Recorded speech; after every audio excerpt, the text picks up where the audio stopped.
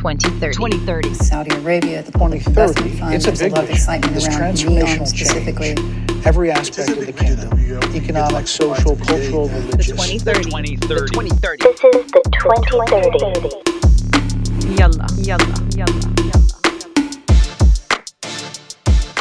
This is the 2030 episode 29, a Saudi National Day special episode from the 2030. Dr. Hanaa Almuhanna, how are you? I'm really good. How are you? I'm really good. I had a tough week, was a little sick, short hospital stint, but everything's okay. My brain was not functioning. I believe it is now functioning, but if you hear it a little bit off, then I've still got some lingering effects, but otherwise all good. I'm stoked for this episode and for Saudi National Day, Monday, September 23rd, 2024. This is going to be really great. Ghada is obviously our regular guest contributor on cultural and historic matters. This is a perfect episode for her to dial into us and talk about National Day, some history, some stories, all of that. It's going to be great. Yeah, well, first of all, salamat, or alhamdulillah ala salama. So I'm happy to hear that you're doing better. Happy to see you back. It was a little touch and go there. It was a little touch and go, yeah. It's weird because I have never really gone to the hospital for anything, and I've been twice this year. And when I went to the hospital this time, I was like, that sinking feeling of man, again? Geez, what is going on? But I'm good. Is this what happens when we get older? Yeah. Oh no. Yeah. Uh-oh. Can I have we're going to put that to one side. I have an update, which is that my fish are doing really well. Good. We forgot to ask about Electra. Electra is okay. I think it might be old age because she's fine. I mean, it's been weeks now and she's okay, but she's just a little slower than she used to be. So I think this is just a new phase of her life. That sounds like the type of thing your lawyer crafted to indemnify you of any wrongdoing, but that's okay. As long as she's okay, we are happy. PETA will no longer be monitoring our podcast for any updates. No need to monitor. We're good to go. We're good to go. Yes. I feel young, but it's clear everybody gets older. And so I'm just man, what's going on here? But anyway, National Day. This is good. National Day. Go ahead. It's the 94th one. It's a big, it's not like the birthday, but we're getting there. Right? We're getting older. We're getting older. Everybody is, including this show, 29 episodes in. I think we've reached 15,000 subscribers, Dr. Hanaa, as of yesterday, which is very exciting. National Day is super cool. Okay, so we're going to just set the stage a little bit, and then we're going to jump into Ghada's interview and conversation, which we just really enjoy speaking with her, and everybody loves her segments. So we're very much looking forward to that. National Day. Okay, so National Day and Founding Day are kind of the two big holidays in Saudi Arabia. National Day is in September. Founding Day is usually in February. It's in February. It's in February, right? So this day, National Day, commemorates the unification of the kingdom and its founding at the hands of His Majesty King Abdulaziz bin Abdulrahman Al Saud. May God rest his soul. This day of the year, 1932 AD, we're now on the Gregorian calendar, and increasingly so in Saudi Arabia, witnessed the birth of the Kingdom of Saudi Arabia after an epic battle. It also commemorates the proclamation that renamed the Kingdom of Najd and Hijaz as the one Kingdom of Saudi Arabia in 1932 through a royal decree. During his reign, and actually at this time, this is when they adopted the two crossing swords and date palm as the sort of emblem of Saudi Arabia that you may have seen elsewhere and pretty much everywhere. And the flag was chosen. So this is sort of it's like July 4th, I guess, is what you would say. It's kind of like the national day for Saudi Arabia. By the way, by law, this is a public and private sector holiday for the kingdom, according to Article 24 of the Executive Regulations of the Labor Law, and every employer must adhere to that. Some employees will enjoy an extended holiday, with Sunday, September 22nd, off as well, and students, according to the Education Ministry's academic calendar, will also be given Sunday, and some will get Tuesday off as well because the celebration will be epic, but it's mostly celebrated on the 23rd and Sunday the 22nd. And I get this all the time, this question. I'm sure you do as well. The difference between National Day and Founding Day. We're going to get into this a little bit with Ghada, but really the big difference is that Founding Day is different from National Day. This is National Day because Founding Day celebrates the establishment of the first Saudi state by Imam Mohammed bin Saud. The National Day marks the unification of the kingdom by King Abdulaziz Al Saud. And there will be public celebrations and parties across Saudi Arabia to celebrate, which is always so cool. The images, I will be there, Dr. Hanaa, in a week. So I might see some of the cleanup from the celebration. Restaurants, hotels, other establishments will offer specials to mark the occasion. You'll also see, and this is my favorite part, the flags on cars and other cool demonstrations of patriotism by citizens who are driving around the kingdom to celebrate. Just the whole thing is just super cool. And so we're doing a whole episode 29, to talk about National Day, go a little bit into the history, and really give it some context. It's a pretty cool celebration. Yeah, it is, as you mentioned, a celebration of the unification of Saudi Arabia in its contemporary state, so the third Saudi state in 1932, and it's celebrated in multiple different ways. We've had some kind of a revival of other celebratory events within the kingdom over the past few years. So Founding Day is relatively a new celebration in February.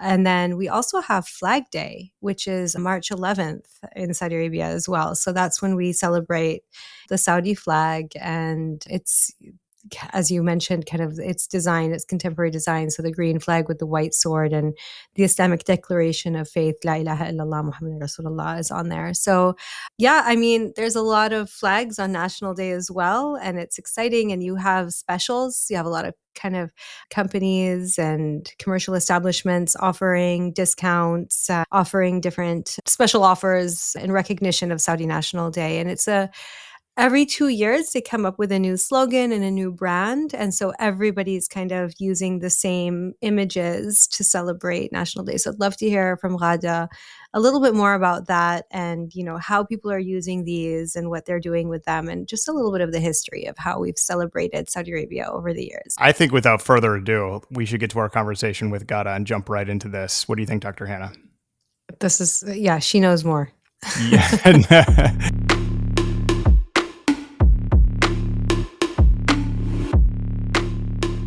Very happy to welcome Ghada Almuhanna with us. Ghada is here today to share some insights as to how Saudi National Day has been celebrated throughout history. Ghada, you're a visual anthropologist. You have incredibly beautifully curated social media feeds with images from the Arabian Peninsula. In our first discussion, we talked so much about the representation of Arabs in the media, and especially Saudis and people from the GCC. In our last discussion after that, we talked about the Founding Day. And so we talked really specifically about kind of how people celebrate the establishment of the first Saudi state and kind of the nostalgia that comes out. I'd love to talk a little bit more today about the National Day, September 23rd, coming up, the 94th one.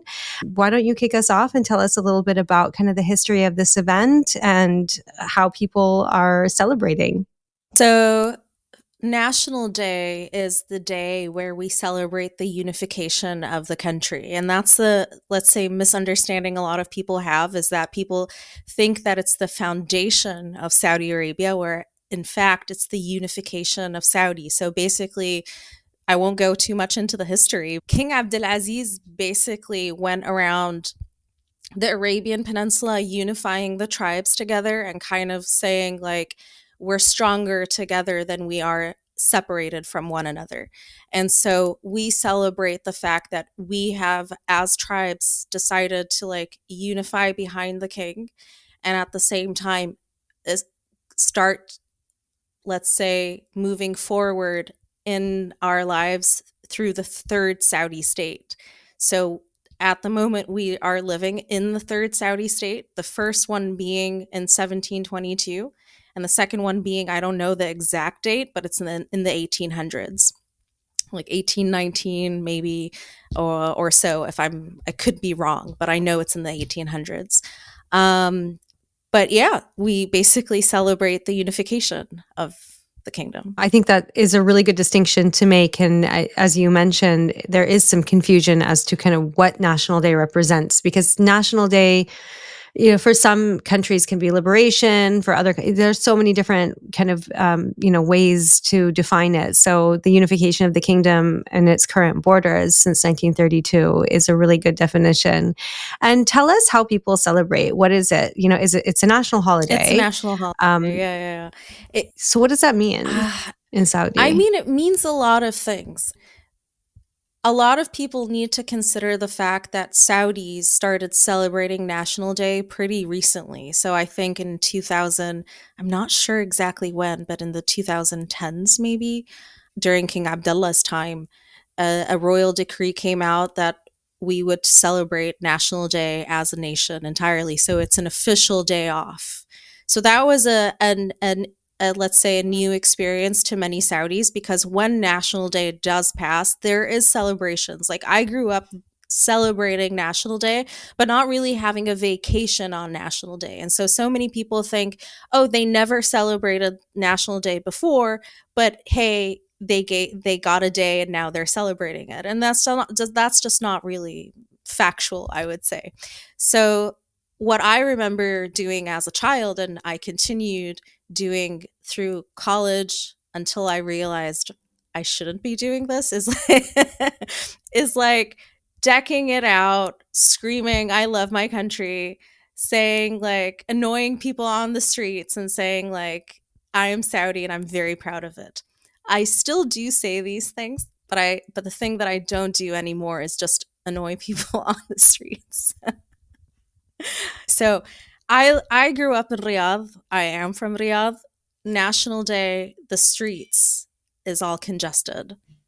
You cannot, like, everyone knows you should not go on the streets on National Day because you will be stuck hours on end.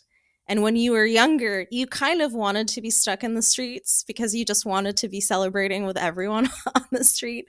But obviously, you were participating in like the, let's say, the mischievous acts that happen sometimes, which not everyone would appreciate. And that's the part that I'm talking about. But otherwise, everything is nice and dandy, happy. Everyone's happy about like just celebrating and going out.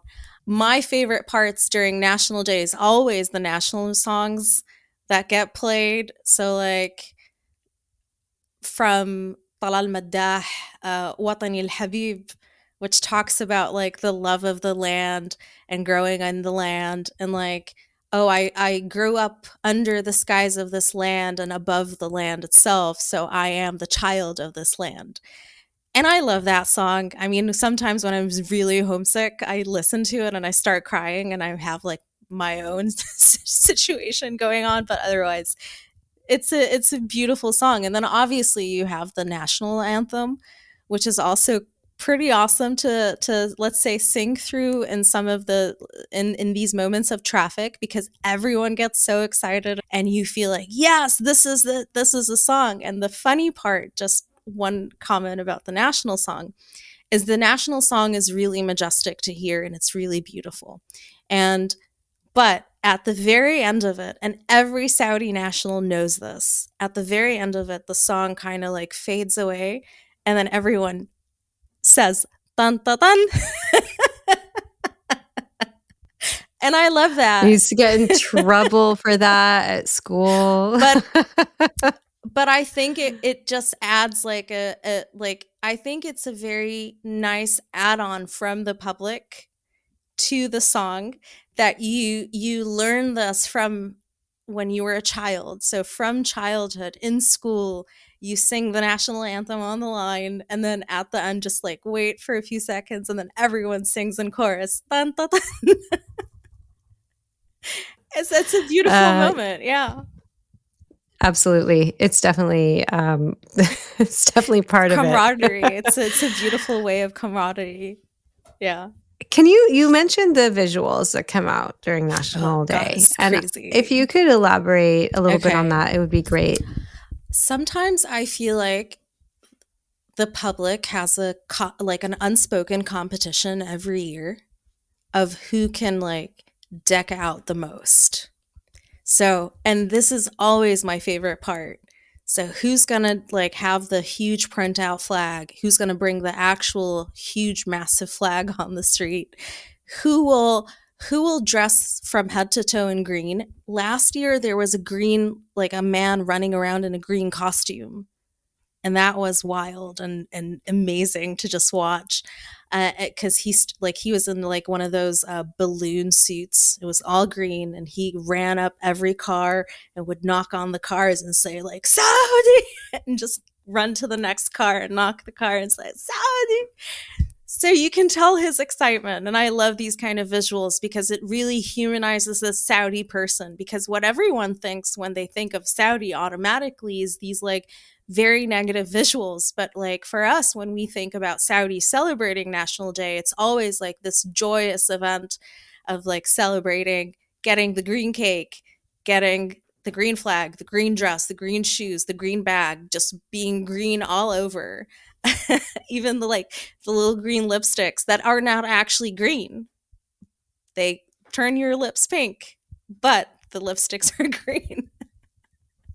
So yeah, it's a full on deck out, and I always appreciate these moments, especially when it comes to the younger ones, because it is kind of a way of teaching them their own um, of their own past, but also having them embrace traditional clothing.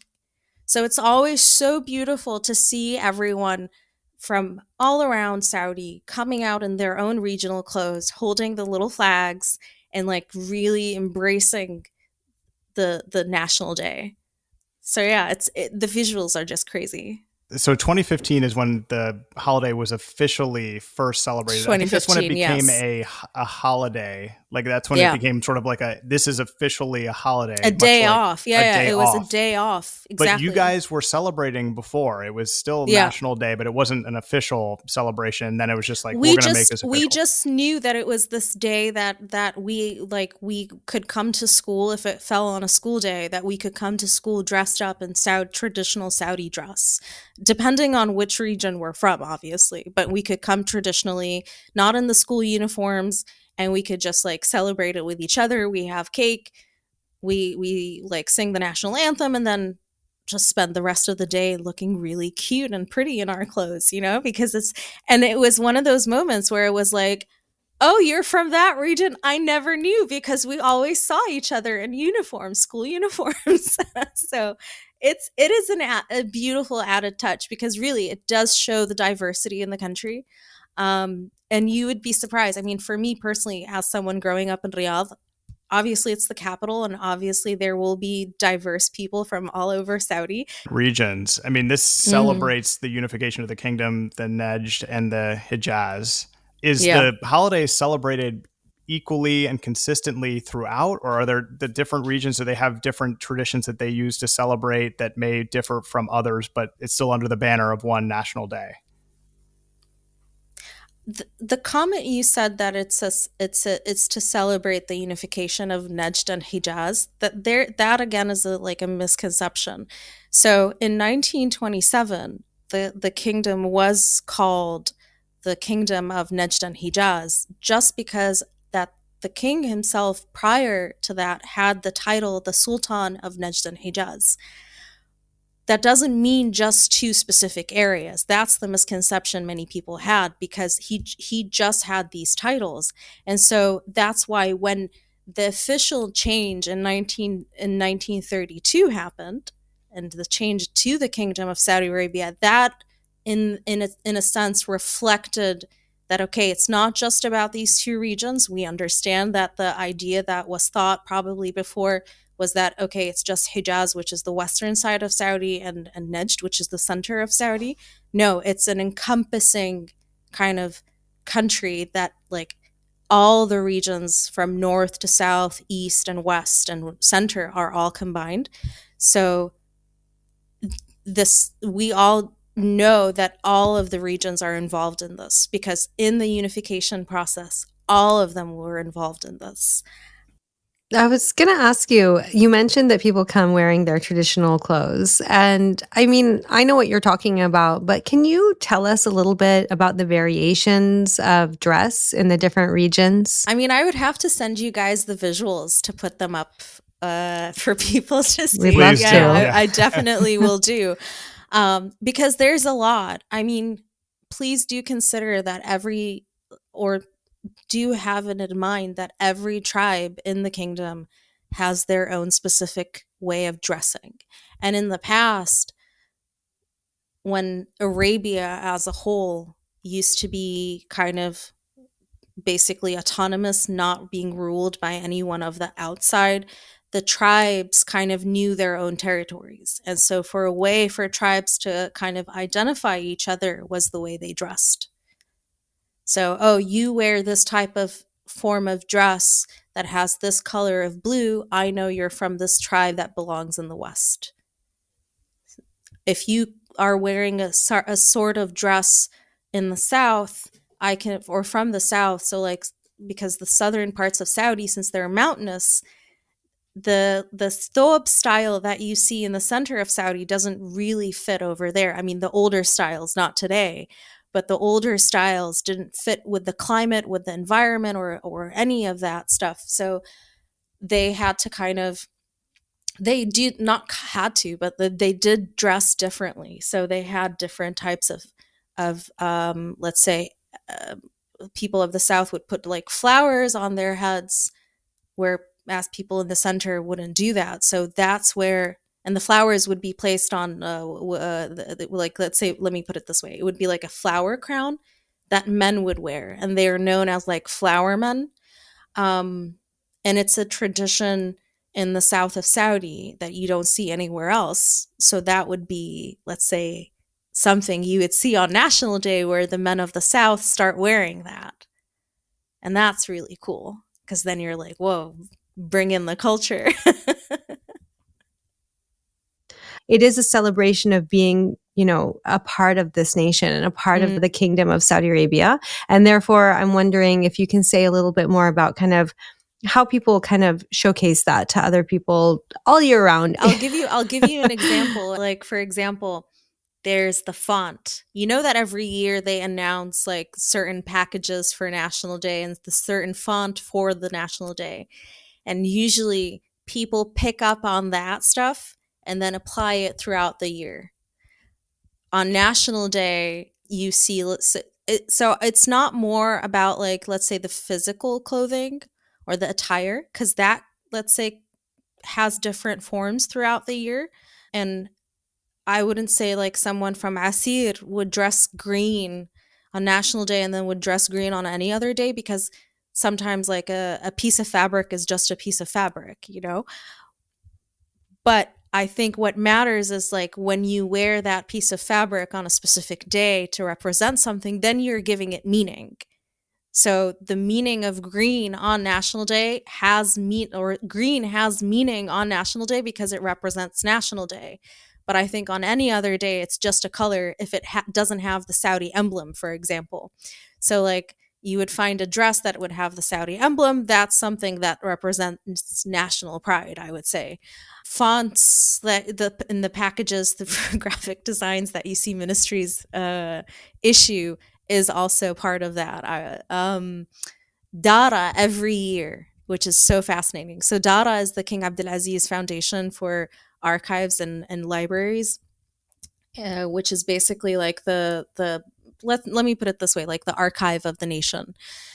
And I love waiting for their post before National Day. So they usually post it like a week or two before, about the guidelines for not just the guidelines for National Day, but also like historical points of National Day. And I love it because I mean, it's this almost the same every year. But what I find beautiful is when they emphasize certain things for every year. So, for example, I still haven't read this year's, to be honest. I was busy with my master's thesis. But I know last year's was like about pride in nation and love of nation. And they had quotes from King Abdulaziz representing that. So they would go into the archives, pull out these quotes and put them in the document, then publish it. And people would be able to see that document and then utilize the quotes, utilize the information, take whatever they need from it to produce their own videos, their own content, to produce their own way of, let's say, loving the nation. That's why another thing that I love about National Day is also the videos that come out from all the companies and all the ministries, and it is a competition. Like, I don't care what anyone says. It's a yearly competition about who makes the best visuals, and it's wild. Like, I wouldn't be surprised if someone says like the budgets for National Day videos is really high, because you could see the high quality production in them, and it's just so good. And then sometimes certain videos really take you by surprise. So like Maestro a few years ago made this like the most beautiful National Day video. They had this guy in the middle of like an abandoned place playing oud, and then the walls would like lighten up and would show you the unification path that King Abdulaziz took, and then would like quotes coming out and saying like reflecting the song, which is like I am from this country and so and so and so, and then it would just be a beautiful representation, and then these words would fly around this like place, curve around like a girl dancing, you know. And it was so beautiful, it was so well made, and it was one of these visuals that really broke a lot of stereotypes of Saudi, because many people were like, oh my god, finally I see a video that represents me, and finally I see something that like reflects what my day-to-day is. So yeah, it was pretty awesome.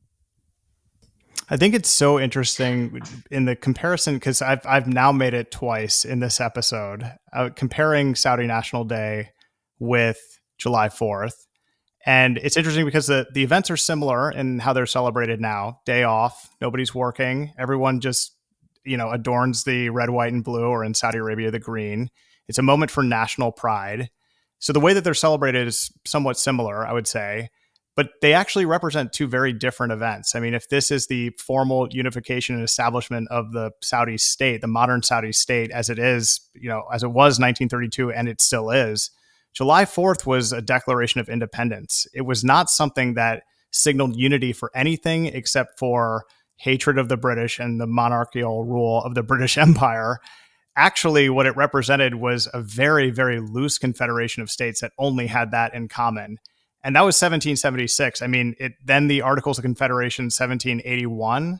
So we're talking 5 years after that, in the middle of the war, the Revolutionary War. It wasn't for another 8 or 10 years that they wrote the Articles of Confederation, which was sort of the pre-U.S. Constitution. And, then the U.S. won the war, 1783, Treaty of Paris, still represented a very loosely confederated system of states. Whereas Saudi Arabia, this is what is being celebrated today is the solidification of the Saudi state.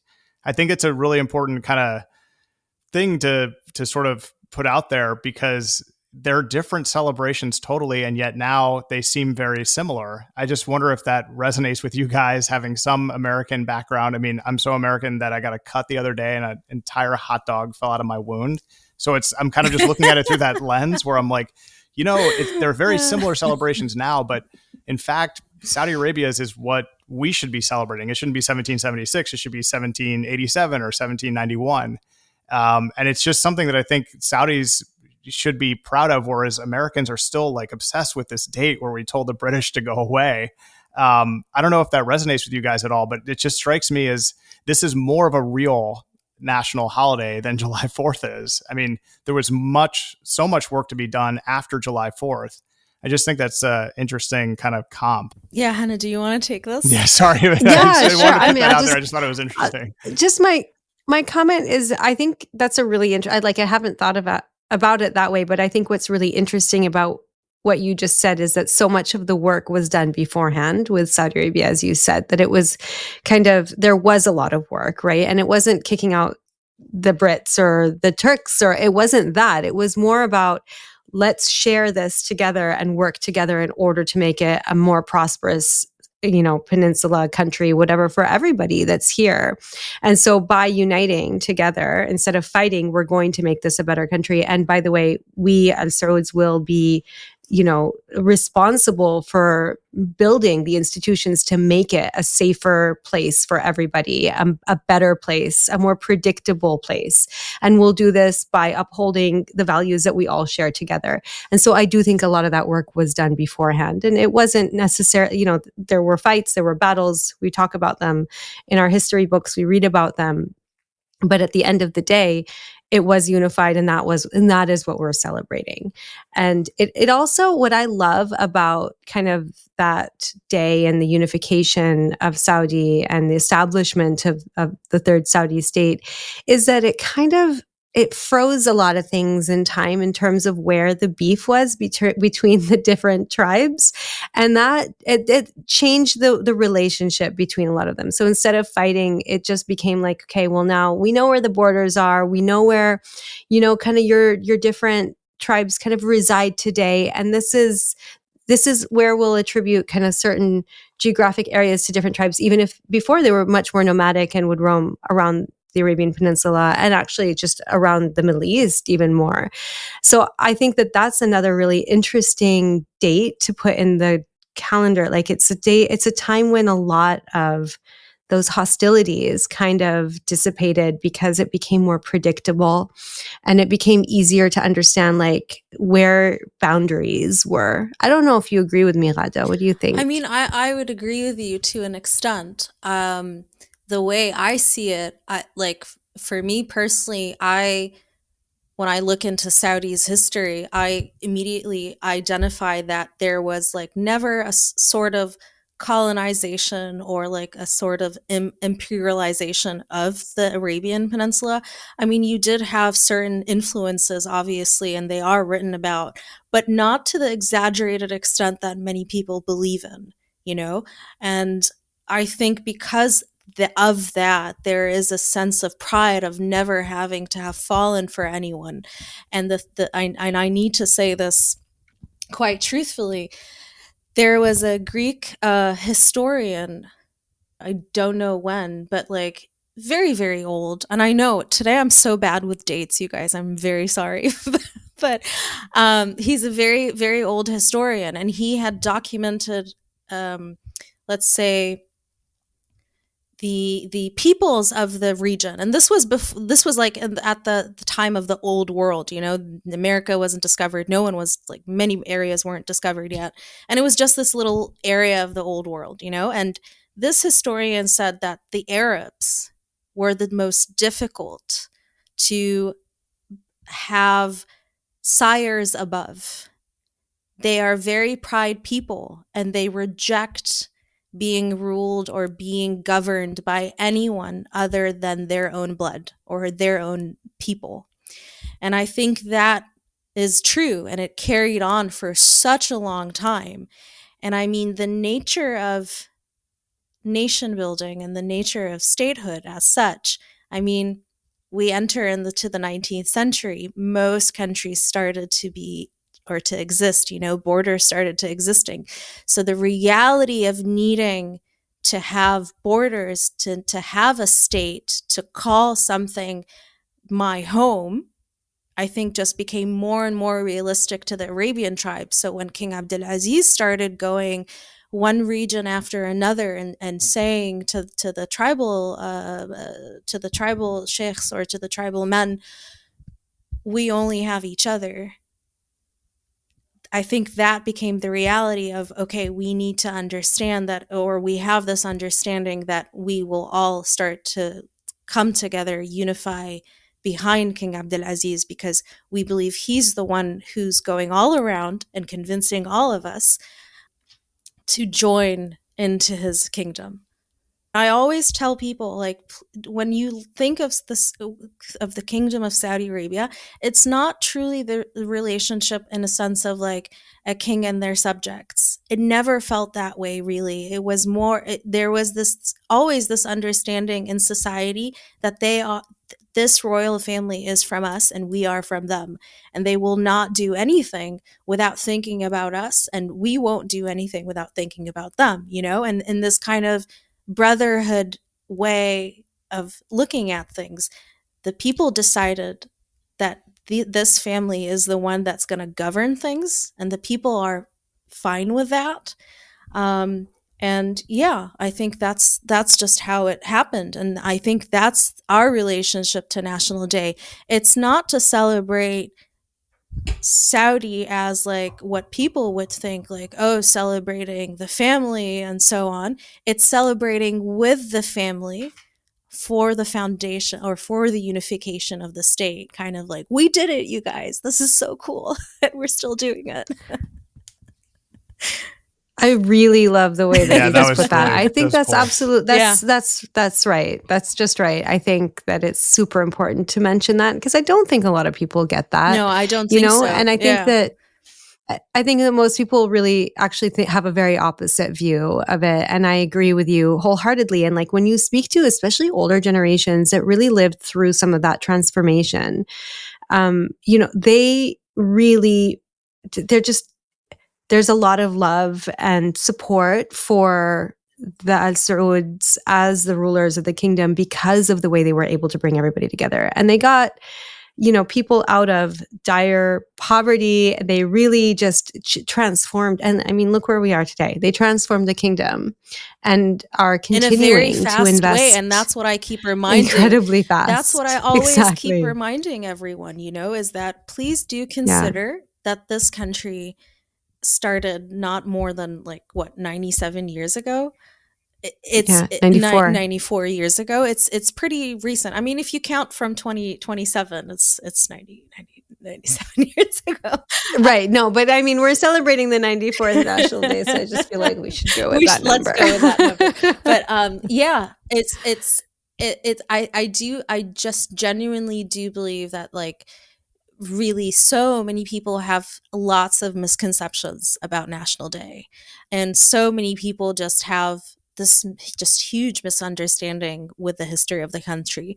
but it's not just the you know, the ruling by unification. It was also in practice, right? I mean, like the leaders at the time, and still until almost modern day, there would be weekly majlises where people could come and talk to their rulers about what was going on. In that way, it was very inclusive because it kept the rulers in touch and in touch with real problems, solving disputes, but also it kept the leaders kind of in tune to what people needed and wanted. I think that's something that other Khawajas miss all the time about it. I have another question before we wrap up. And like Lucien mentioned hot dogs. And so I feel like we need to think, again, in slight parallels, which we know that it's very different. But what are people eating on Saudi National Day? Great question.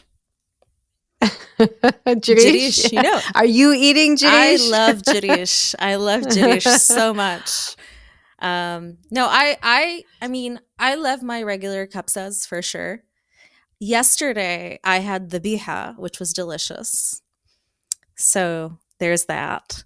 And yeah, I mean, there's the sweet stuff. Like I'm gonna be a very biased person. I'm gonna say all the Qasimi dishes, you know, like kleja, hnani, dates. All right. Dates, Well, the best I'm dates. just gonna have to. I'm gonna have to come back at you guys and just be like, they're also eating khlas dates, but they're also If all the they're also eating. if all the Qasimi dates run out, they'll go to No, are you kidding? Dude, you know that the largest palm oasis is in Lhasa. That's very Just true, want to but we mention still that. have the better dates. Yeah. I'm So an not independent true. observer. So I'm not sorry. true. You I can bring some- immediately tell. I think you've just spent more time in Riyadh, and so obviously people are going to throw sukkari at you, but like come try khlas rutab right off of the palm This tree. is why you don't bring a date conversation between a Ghassemi and a Hasawi. You know, this is our household. Like I have Listen, my husband we is have a Ghassemi, battle. so. We have a battle plan every year. How to dominate the date market, and we're still doing it. So, I mean, honestly, again, come try khlas I have. rutab. Fresh. No, I'm telling Lucien because he's the independent observer. Fresh off of the palm trees, and you will see the difference. Personally, I will tell you that there are certain types of sukkari that I prefer, certain preparations of sukkari that I prefer to khlas for sure. But rutab, for me, the fresh dates off the tree, sorry. Anyway, but also like not in like, you know, the dates, which obviously are better in Hessa. There's also like the Saudi dishes from the different regions. And I was just recently in Al Khobar, and I visited the Culinary Academy Zadok, and I spoke with a bunch of chefs that were actually from Tabuk.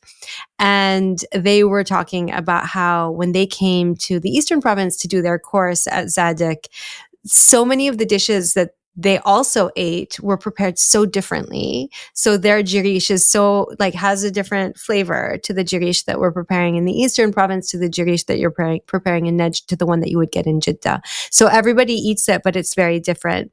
And maybe we're more accustomed to the bigger city dishes and their flavors and the way they're prepared differently in the big cities. But especially when you start going out into kind of the regions that are less populated and just, you know, it gets really interesting. So I think people are eating their regional foods and the regional preparations of the Saudi foods. Definitely. Which I think is, I mean, you see it and like you see the national food coming out on 3 days.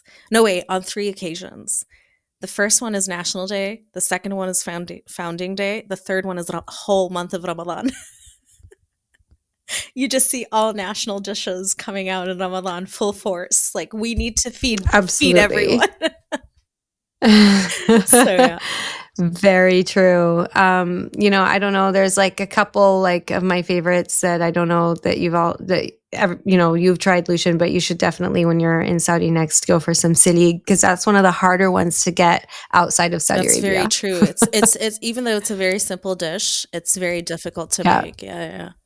Yeah. So I just want to make sure I understand the accusation. Is it that you think that I'm just getting the Sukari Qasimi dates because what? I'm going to Riyadh and so a proximity, or is it the smart Qasimi business minds that know to put it in front of me, or what are we looking at here? Proximity. Is that it? Okay. Proximity. Well, proximity and the fact that we like have many shops in Riyadh titled like, I'm not joking. Growing up in Riyadh, like, there are like 3 known neighborhoods in Riyadh that are known as the neighborhoods where the Ghasimis live. And when you go to these neighborhoods, you will see the markets with just the dates, and you will see like all these things. So the people of Riyadh just have a lot more access to these. Jarish is so good. If somebody gave me a bowl of Jarish right now, I would leave this conversation and sit somewhere else so no one could watch me eat it, and I would just go to town on it. What about, but like, so also haris, which is like jarish, but then you pound it. And that, like, I remember like my watching like my aunt and grandma prepare that. Like if there was a big party, they just get this huge pot full of, you know, the cooked wheat, and they would just like with a huge stick, like it was like a cricket bat almost, and it just it was so much work. It was such like a labor of love, and then it was, you know, absolutely delicious afterwards. But maybe I think I'm getting really hungry. Maybe I'm like starving.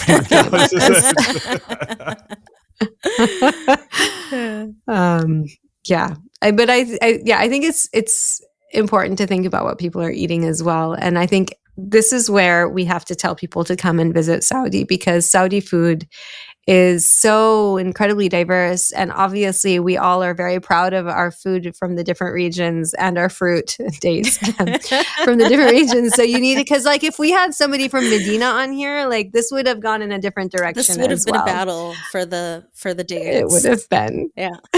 And we would have won. So yeah, I think so. Maybe I would have been coming first, but then you right. Okay. Ghada, thank you as always. This was fascinating. Thank you for having me as Thank you always. thank you for your insights. Really valuable. You're the best. Thanks again. This was great. Thanks. I appreciate it.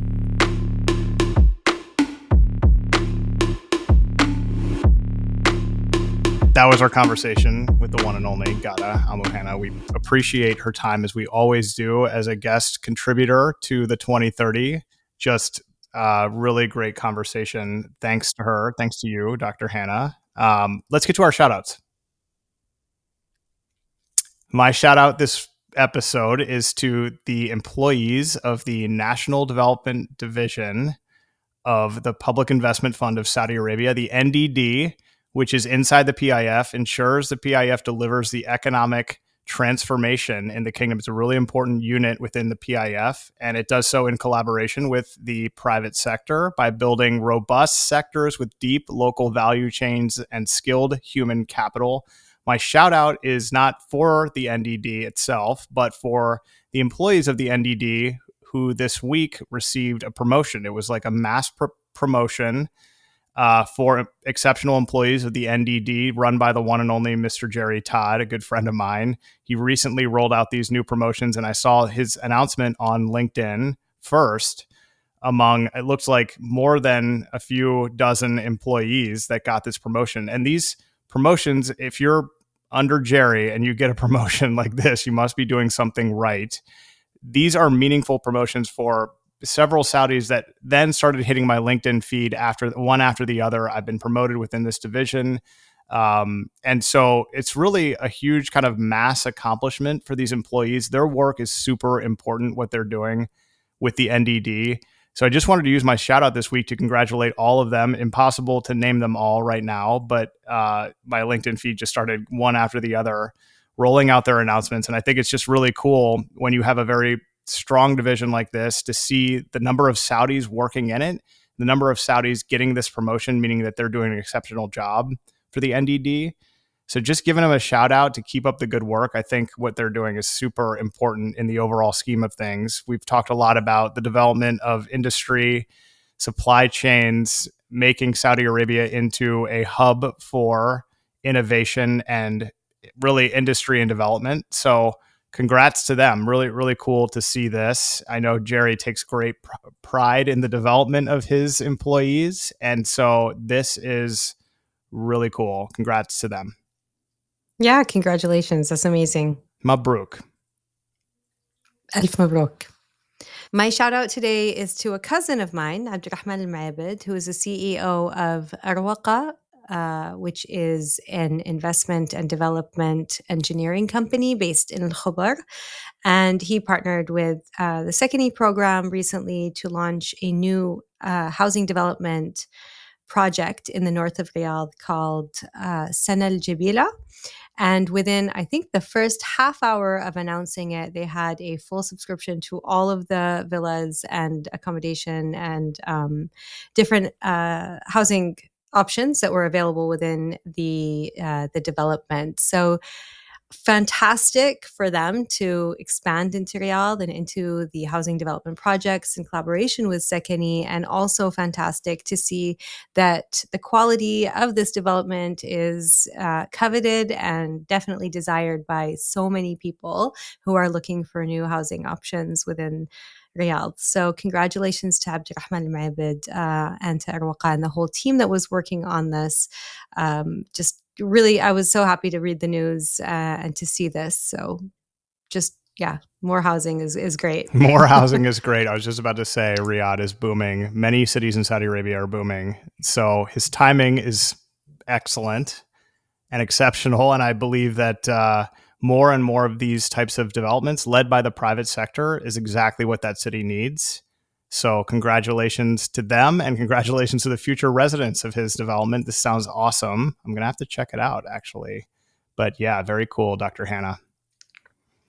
That puts a bow on episode 29 of the 2030. Next episode will be episode 30 of the 2030. And I hope that I'm able to say that with my partially functioning brain. But that is really cool. Congratulations to you, Dr. Hanaa. This is really cool what we're building. Please subscribe to us wherever you're getting this. Thank you. You can do so on YouTube or really wherever social media platforms you want to see content like this. If you subscribe to the 2030, you'll see snippets. Of course, the full episode is on all audio podcasting platforms, and interviews and such in their full form will appear on YouTube as well. So thanks to everybody. 15,000 strong and growing. We will see you next time. Thank you.